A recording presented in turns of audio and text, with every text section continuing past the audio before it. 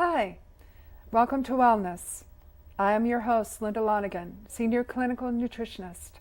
I am here to share and inform you of the very best your community has to offer in health, nutritious, fitness, and well-being. And today I have a lovely guest. Her name is Rhodella Hughes. Rhodella is a certified 200-hour registered yoga teacher, as well as an essential oil enthusiast and owner and director of yoga in the Adirondacks. Welcome, Rhodella. Thank you so much for having me, Linda. It's my pleasure. And congratulations on your new show, and I'm very honored to be your first guest. Oh, thank you. Thank you very much. So you are a yoga instructor, and can you just walk us through how this began? Sure, I'd be honored. Thank you. I actually started doing yoga at the age of 13, believe it or not. I went to the local library and I purchased this Richard Littleman's Yoga 28-day exercise plan. And back then I kind of did yoga as an exercise, stretching, and it made me feel good, a place where I could get away from my siblings and kind of just become one with myself again. And I've done yoga throughout the years, and I am a mother of 3 children. And I'm very blessed that at the age of 16, I found love, and I'm still married to my high school sweetheart, and we have 3 older children. And in 2015, I was blessed to be able to purchase a studio up in the Adirondacks, where we have a second home where my children were raised. And after I purchased the studio, I became a yoga teacher. And that's kind of where I am today. And I also, when we lived in Ireland for 2 years, I was certified in essential oils. And as you could see, I have the Fragment Pharmacy by Valerie Ann Warwood, and she inspired me, and that's how I got into essential oils.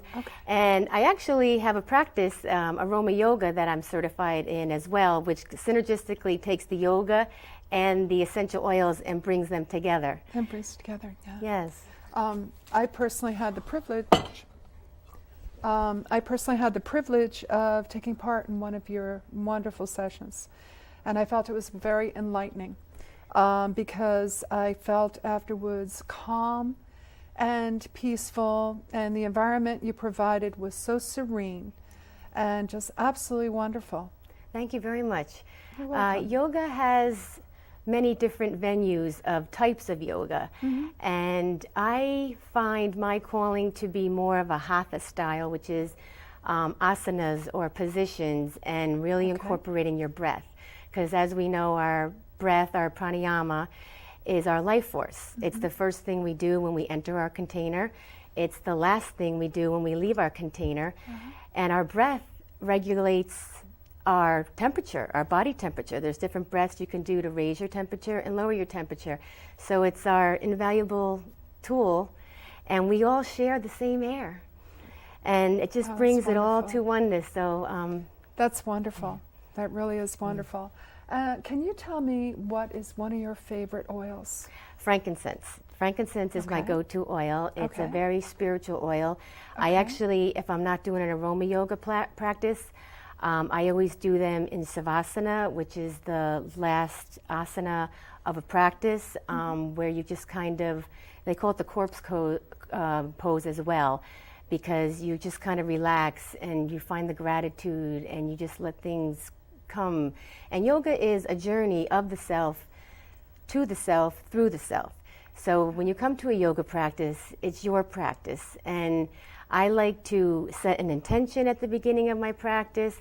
I use the oil in Savasana, and that helps open up the ajna or the crown, and allows you to kind of accept and allow awareness of that inner side of you that sometimes it's not so easy to get to in society. Okay. And can you explain the different chakras and where they are on the Yes. body? We have our base, our root chakra. Then we have our solar plexus. Then we have our, I'm drawing a blank here, sorry. Got a root chakra. Then we have our solar plexus.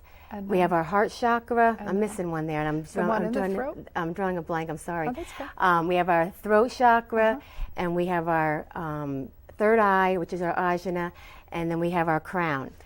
And we know that all we are here is energy. Right. So when we Right. take our practice and we can take our breath and we can go up and kind of create that organic breath, Right. it helps settle your body. It helps settle the mind. It helps settle the emotions. Right. Right. And just allow everything to just come together in one and become aware of it. Okay. All right. So I have back pain. So which chakra would that be? Well, it's interesting because if you say you have back pain, it could be many things. But just to settle in and, pay attention to your nutrition, as you well know. Sure. And then also, what are you carrying? To me, like if someone has back pain, it could be from an injury, and they're all, valid. But a lot of times it's how we carry ourselves. Like, what's your posture in a chair? Yes. A lot of us are like this at the computer. So just reminding yourself to come up, open the heart, open the shoulders, breathe in that nice long spine. And remember to use the breath, because if we're not breathing, we're eventually going to lose it, and we're going to lose our container. No, absolutely. Absolutely. Yes.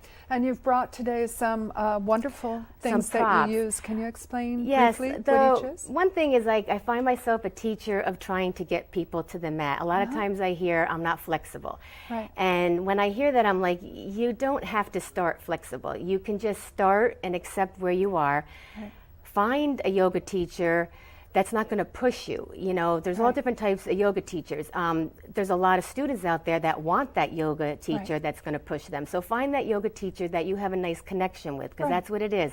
Right. And a yoga connection is where you can be a little vulnerable with yourself and with the teacher, because that's where the growth is, in the vulnerability. So I use props in my practice, blankets, blocks, and straps. And sometimes we find ourselves in an asana and we really can't settle into it. We can't breathe with it. So you have an option. You can run, or you could just say, let me get the blanket, let me get the block, let me get a strap, Right. where I can find a place where I can have this support. Right. Even the wall. Right. If you just go up against the wall and just find that as support. Right. Right. So I teach with a lot of props. Use this. I found personally in the session that the strap provided an environment that allowed me to just relax. Yes. And then afterwards, the yoga, I felt it was a tremendous expenditure of energy. Yes, That that's I felt nice. the blanket made me feel calmer. So I can Nice. see Yes, beautiful. how wonderful and how helpful they are. Oh, I'm so grateful. You are talented in so many areas, Rhodella, and you also have this phenomenal experience coming up. Can you share Yes. with my viewers what it is? We are very excited. Yoga in the Adirondacks is having their first seasonal retreat. It's Autumn Transformation. It's the last weekend of September, the 28th, the 29th, and the 30th. You can check my website, yogaintheadirondacks.com, for information. And I'm just really excited because, like I said, we've had this house for over 20 years, and we were blessed to buy the farmhouse, which is actually Divine Acres, which is home to Yoga in the Adirondacks. Right.